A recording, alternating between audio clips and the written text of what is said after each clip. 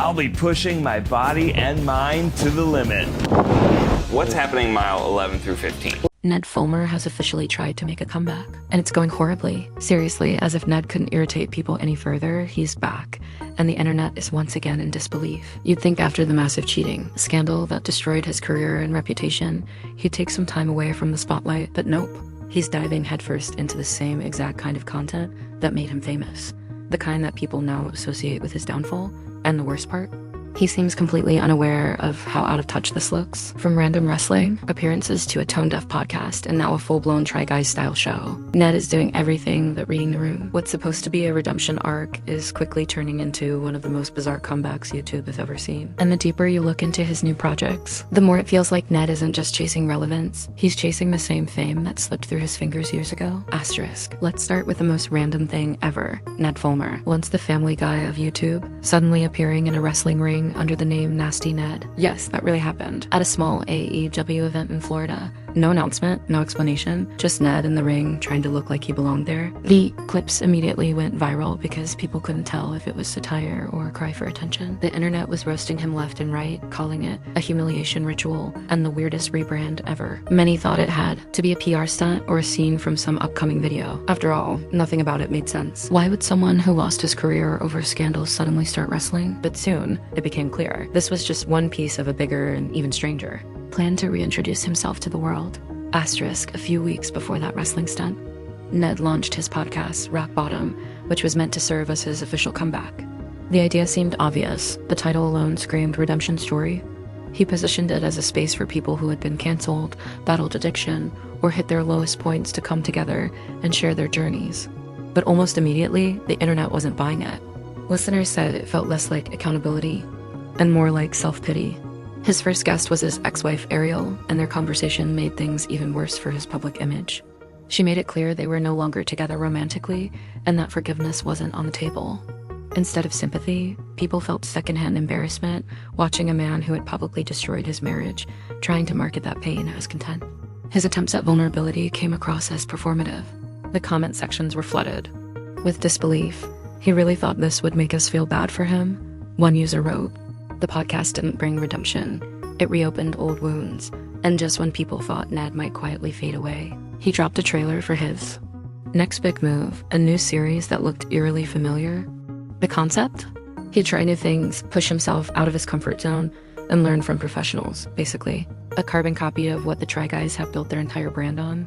The twist was that he never actually said the word try. It was almost comical.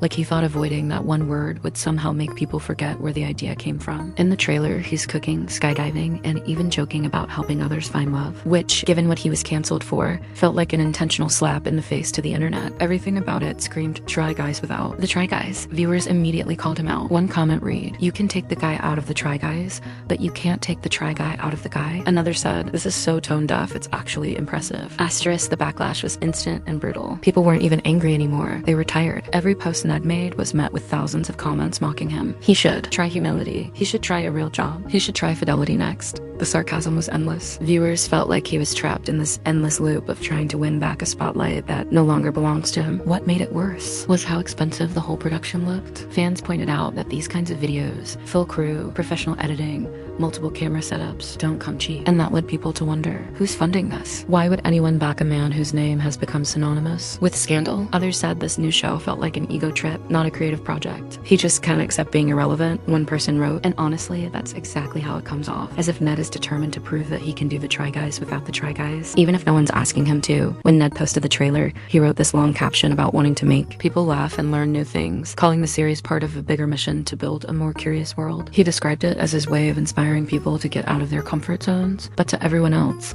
it felt like another delusional attempt to rewrite his legacy. He said the show would feature incredible guests and challenges that push him mentally and physically, but viewers couldn't get past the irony. A man who was canceled for cheating on his wife now wanted to be the face of empathy, curiosity, and growth. The entire internet seemed to collectively roll its eyes. And then there was that haunting echo from his own podcast, Ariel's blunt line, "You think you're that interesting?" That single quote became a meme. People reposted it under his new trailer, sarcastically tagging it with, "Apparently he does." It perfectly summed up how fans felt, that Ned wasn't chasing redemption. He was chasing attention. Asterisk in that same podcast. Ned opened up about how his old content boxed him into being being the husband or the dad and how he didn't like being known for that. He said he wanted to create things that weren't about his personal life, but that statement aged terribly. Considering his downfall came from his personal life, it's almost ironic. The man who wanted to break free from the family man image destroyed it himself. Now, stripped of that identity, he seems desperate to replace it with something new. But instead of reinventing himself, he's recycling the same formula. It's as if he's trying to prove that he can still be the main character, even if the world's moved on. Fans have said it best. He was interesting because of the people around him. Without Ariel or the Try Guys, there's nothing to balance his energy. His comeback has unintentionally exposed what many always suspected, that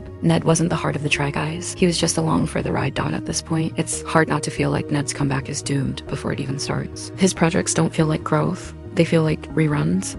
He's trying to recreate a past that no longer fits the version of himself the world sees now. The podcast failed because it lacked self-awareness.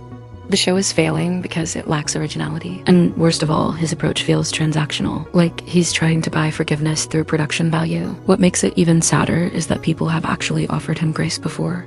There were moments early on when audiences said, if he just lays low, he can rebuild. But instead, he's chosen to double down, pretending that nothing happened. It's almost like he's allergic to humility. And at the end of the day, that might be what ultimately ends his career.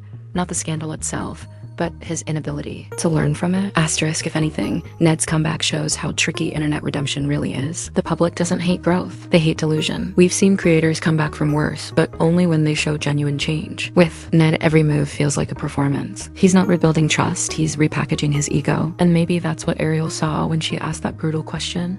You think you're that interesting? Because it's not just about the scandal anymore. It's about self-awareness. Ned wants to be the host, the hero, the victim, and the inspiration all at once. But you can't heal and brand yourself at the same time. And right now, his new projects look like a rebranding campaign disguised as redemption. At the end of the day, maybe Ned isn't looking for redemption. Maybe he just misses being seen, because everything about his comeback screams desperation, not growth. The wrestling, the podcast, the curious world, it all feels like a man trying to replay his greatest hits while ignoring the fact that the audience has already changed the station. But what do you guys think? Can Ned actually turn this around, or has the internet officially moved on for good? Let me know down below. And if you want more deep dives like this, make sure to hit that subscribe button, tap the notification bell, and stay tuned for what we uncover next here on Spill Chronicles.